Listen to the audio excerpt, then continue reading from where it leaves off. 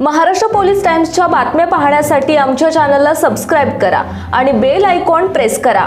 नमस्कार, मी सुधा, Maharashtra police times मध्ये आपलं स्वागत आहे। पाहूयात आता महत्त्वाची बातमी।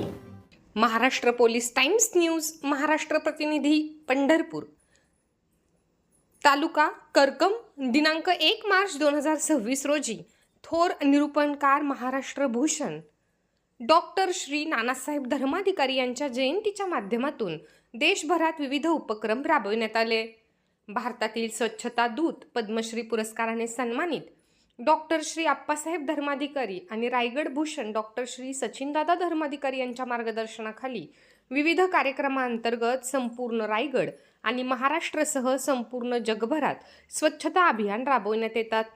धर्माधिकारी प्रतिष्ठान रेवदंडा यांच्या सौजन्याने देशभरात आरोग्य शिबिर, वृक्षारोपण, संवर्धन, दिव्यांगांना साहित्य वाटप, नैसर्गिक आपत्ती काळात मदत, रक्तदान शिबिर व जलपुनर्भरण, धरणातील गाळ काढणे इत्यादी उपक्रम सतत संपूर्ण देशभरात सातत्याने राबवले जातात। यावेळी पंढरपूर तालुका करकंब आणि आजूबाजूच्या परिसरातील श्री सदस्यांनी शासकीय आणि निमशासकीय कार्यालयातील कचरा उचलून त्याची विल्हेवाट लावण्यात आली आणि इतर परिसरात स्वच्छता अभियान राबवण्यासाठी श्री सदस्यांचे हजारो हात या स्वच्छतेच्या कामासाठी एकवटलेले होते।